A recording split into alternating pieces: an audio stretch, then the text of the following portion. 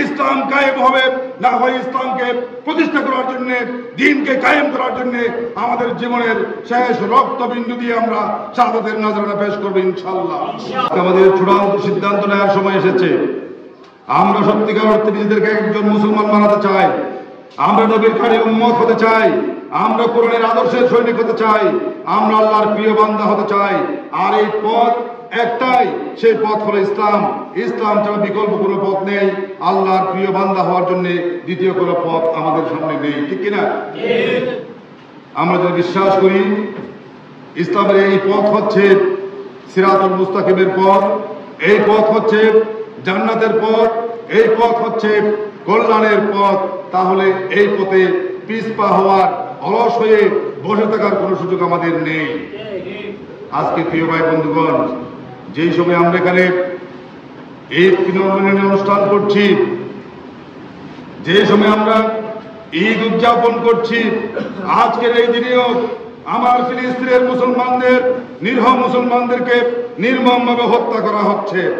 গতকালকেও 70 জন নিরীহ ফিলিস্তিনিকে হত্যা করা হয়েছে। ঈদের দিনেও ফিলিস্তিনিদেরকে হত্যা করা হয়েছে। আজকে 60,000-এর মতো ফিলিস্তিনিদেরকে হত্যা করা হয়েছে। তাদের অপরাধ একটাই, তারা মুসলমান, তারা কালামা পড়েছে, তারা আমাদের ভাই, তারা আল্লাহর নবীর উম্মত, তারা কোরআনের অনুসারী। এটি হচ্ছে তাদের অপরাধ। আমরা বাংলাদেশে দেখেছি এই অপরাধে আল্লামা দেলোয়ার হোসেন সাঈদীকে তিল তিল করে হত্যা করা হয়েছে, মৌলানা মতিউর রহমান নিজামীকে ফাঁসির কাস্টে ঝুলিয়ে হত্যা করা হয়েছে, অধ্যাপক গোলাম আজমকে তিল তিল করে জেলের খানায় বন্দি রেখে হত্যা করা হয়েছে, এবং আমাদের অসংখ্য ভাইদেরকে হত্যা করা হয়েছে। এভাবে আল্লাহ রাসূলের জামানায় আমরা দেখেছি অসংখ্য সাহাবা আজমাইনদেরকে হত্যা করা হয়েছিল, কিন্তু তারা ইসলাম থেকে 1 সেকেন্ডের জন্য চুল পরিমাণ তারা বিচ্যুত হয় নাই, ঠিক কিনা? আজকের এই সময়ে আমরাও বলতে চাই, আমাদেরকে হত্যা করা হোক, আমাদেরকে গুম করা হোক, খুন করা হোক, জেলে বন্দি করে রাখা হোক না কেন, আমরা ইসলামের এই পথ থেকে 1 সেকেন্ডের জন্য 1 চুল পরিমাণ আমরা সরে যাব না ইনশাআল্লাহ। আমরা সিদ্ধান্ত গ্রহণ করেছি, হয় বাংলার এই জমিনে ইসলাম কায়েম হবে, না হয় ইসলামকে প্রতিষ্ঠা করার জন্য, দ্বীনকে কায়েম করার জন্য আমাদের জীবনের শেষ রক্তবিন্দু দিয়ে আমরা শাহাদাতের নজরানা পেশ করব ইনশাআল্লাহ। আমরা তো সেই জাতি, আমরা মৃত্যুকে পরোয়া করি না, মৃত্যুকে আলিঙ্গন করার শিক্ষা নিয়ে আমরা এই পথে এসেছি, শাহাদাতের তামান্না নিয়ে আমরা এই ময়দানে এসেছি। প্রিয় ভাই বন্ধুগণ, আজকে দেখেন আমার এই বাংলাদেশে কোরআন কিনে তামাশা করা হয়। তারা বলে কোরআন নাকি বাউতাবাজি, তারা বলে এই দেশে কোনদিন শরিয়ার আইন চালু হতে দেবে না। ওই সমস্ত মুশরিকদের উদ্দেশ্যে বলতে চাই, একজন মুসলমান বেঁচে থাকতেও তোমাদের ওই আস্ফালন, তোমাদের এই স্বপ্ন বাংলাদেশে বাস্তবায়ন হবে না ইনশাআল্লাহ। এই বাংলাদেশ শাহজালালের বাংলাদেশ, এই বাংলাদেশ তিতুমিরের বাংলাদেশ, এই বাংলাদেশ কামজাহানের বাংলাদেশ, এই বাংলাদেশ আল্লামা দেলোয়ার হোসেন সাঈদীর বাংলাদেশ, ওই সমস্ত সাহাবা আজমাইনদের, ওই সমস্ত আলেম ওলামার, ওই সমস্ত পীর বুজুর্গের রেখে যাওয়া স্বপ্ন বাস্তবায়ন করার সিদ্ধান্ত আজকের মুসলিম তরুণ যুবকরা গ্রহণ করেছে ইনশাআল্লাহ।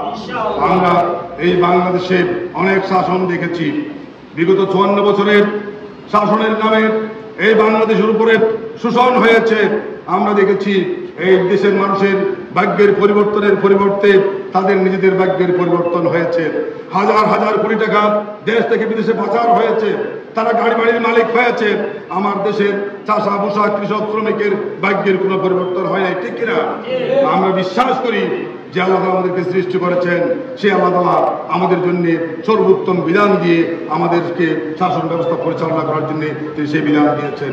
আমরা সেই বিধান আলোকে যদি আমাদের শাসন ব্যবস্থা পরিচালিত করতে পারি, বাংলাদেশে কোনো অভাবই থাকবে না, কোনো অভাবগ্রস্ত মানুষ থাকবে না। এই দেশের মানুষ দুবেলা দুমুঠো খেয়ে তারা আরামসে ঘুমাতে পারবে, ঠিক কিনা? আজকে আমরা দেখি যখন হাসপাতালে যাই, সেখানে ওই সমস্ত অসহায় মানুষগুলো হাসপাতালের বারান্দায় ঘোরাঘুরি খাচ্ছে, তারা কোনো সুচিকিৎসা পাচ্ছে না। আজকে এখনো আমার দেশের মানুষ না খেয়ে মারা যাচ্ছে, অভুক্ত অনেক মানুষ আজকে দিনাজপাত করছে, তাদের ঘরে খাবার নাই, এরকম হাজার হাজার মানুষ বাংলাদেশে রয়েছে। আর আমরা দেখেছি 28,000 লক্ষ কোটি টাকা দেশ থেকে বিদেশে পাচার হয়েছে বিগত 17 বছরে। আমরা অতীতেও দেখেছি ওই সমস্ত যারা হাজার টাকার মালিক ছিল তারা লক্ষপতি হয়েছে, তারা কোটিপতি হয়েছে। তারা আঙ্গুল বলে কলা গাছ হয়েছে, এদেশের মানুষের জন্য তারা কাজ করে নাই। আজকে বাংলাদেশ জামাত ইসলামীকে নতুন করে পরীক্ষা দেওয়ার কোনো প্রয়োজন নাই। বাংলাদেশ জামাত ইসলামীর 2 জন মন্ত্রী 3টি মন্ত্রণালয় তারা পরিচালনা করেছিল। বাংলাদেশ জামাত ইসলামীর অসংখ্য সংসদ সদস্য ছিল। বাংলাদেশ জামাত ইসলামীর অসংখ্য চেয়ারম্যান, উপজেলা চেয়ারম্যান ছিল। একজনের বিরুদ্ধেও কোনো ধরনের দুর্নীতির অভিযোগ কেউ আনতে পারে নাই, ঠিক কিনা? আমরা দেখেছি আজকের প্রশাসন থেকে শুরু করে আজকের রাজনীতিবিদরা আকণ্ড দুর্নীতিতে নিমজ্জিত। এই দেশ থেকে যদি দুর্নীতি বন্ধ করা যায়, বাংলাদেশে 1 বছরে এই দেশের চেহারা পরিবর্তন হয়ে যাবে।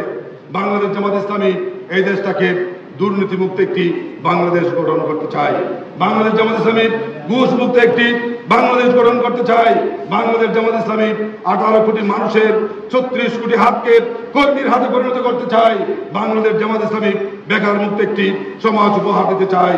বাংলাদেশ জামাত ইসলামী কল্যাণময়, কল্যাণমূলক একটি সুন্দর সমাজ, সুন্দর দেশ জাতির সামনে উপহার দিতে চায়।